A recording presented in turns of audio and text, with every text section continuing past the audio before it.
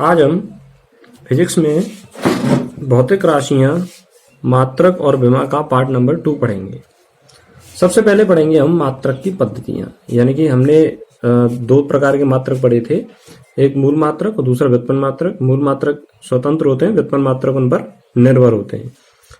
तो उनको मापने की 4 पद्धतियां हैं। पहली पद्धति है MKS, नाम से पता चल रहा है, M मतलब मीटर, K मतलब किलोग्राम, S मतलब सेकंड। मीटर किलोग्राम सेकंड, दूरी को मीटर में मापा जाए, द्रव्यमान को किलोग्राम में और समय को सेकंड में।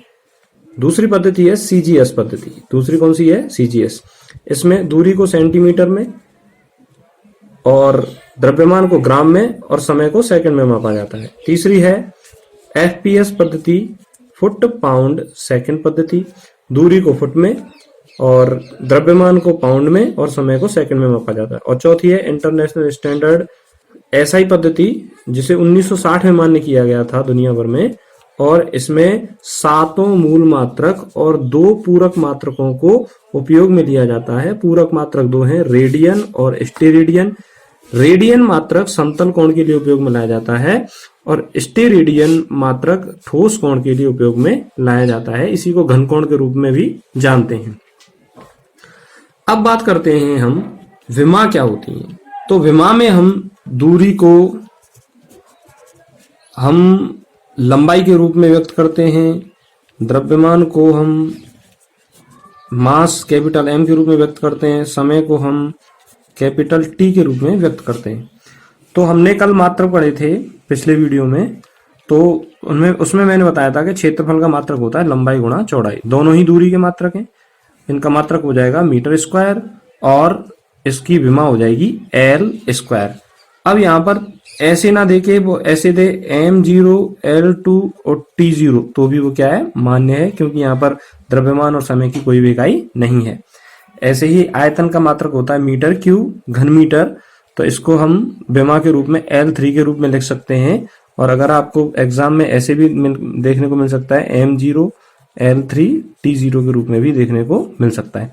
तो कैपिटल अक्षर के रूप में हम अल्फाबेट यूज करते हैं विमा को बनाने के लिए। वेग बराबर होता है दूरी बट्टे समय और इसका मात्रक होगा मीटर पर सेकंड।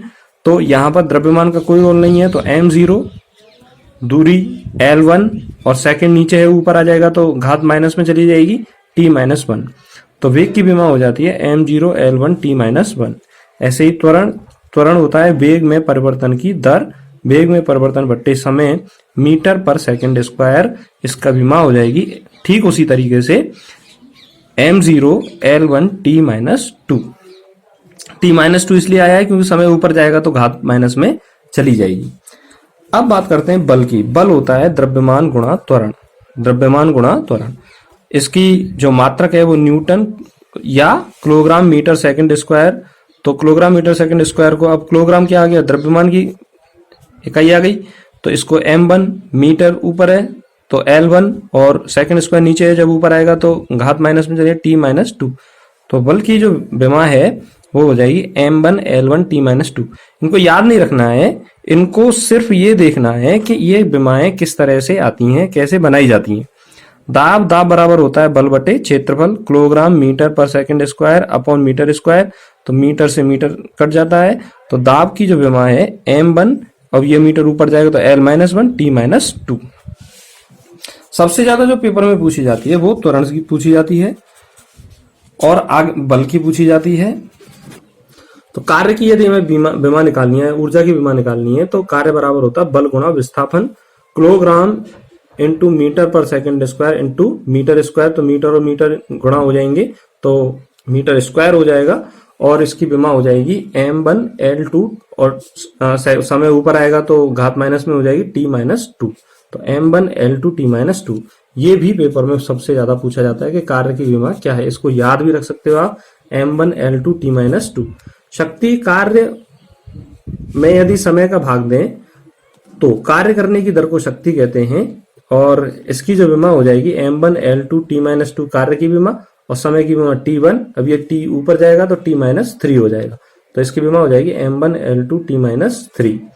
आवेग भी पेपर में पूछा जाता है। आवेग की जो विमा आवेग होता है बल गुणा समय। तो बल की जो विमा है m1 l1 t-2 और आवेग समय की विमा होती है t1, तो ये t-1 हो जाएगा। तो m1 l1 t-1 इसकी विमा हो जाएगी।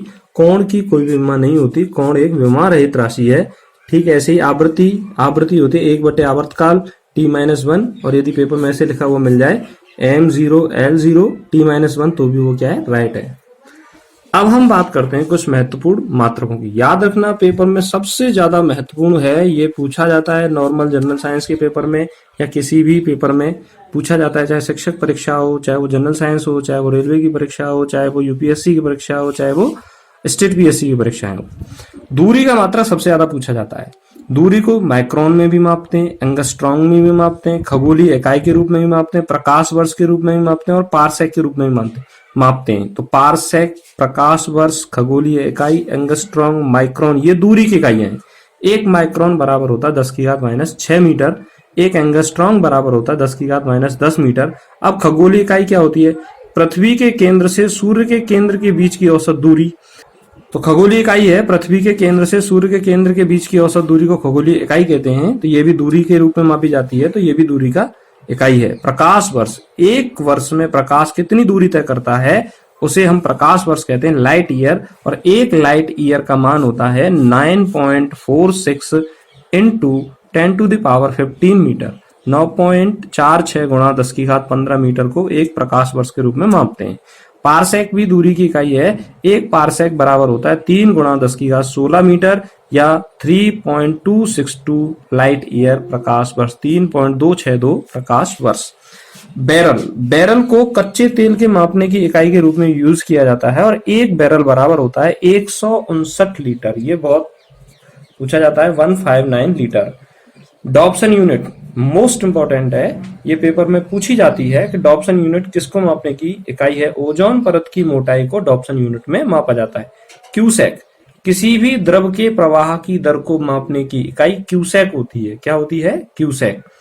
बार दाब को मापने की इकाई है। जूल कार्य और ऊर्जा की इकाई है। कूलाम आवेश की इकाई है। वोल्ट विभवांतर की इकाई है।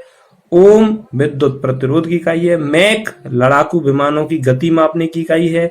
नॉट समुद्री जहाज की गति मापने की इकाई है। ठीक उसी तरीके से एम्पियर विद्युत धारा की इकाई है। किसकी इकाई है? विद्युत धारा की इकाई है। तो ये कुछ इकाइयां हैं जो पेपर में पूछी जाती हैं। इसको आप बड़े ध्यान से देखें और अच्छे से समझें, क्योंकि ये पेपर में बहुत ज्यादा पूछे जाने वाला क्वेश्चन है। तो आप इसको अच्छे से पढ़ें। आपकी कोई प्रॉब्लम हो कमेंट सेक्शन बॉक्स में लिखें, वीडियो को लाइक करें, शेयर करें और चैनल को सब्सक्राइब करें। धन्यवाद।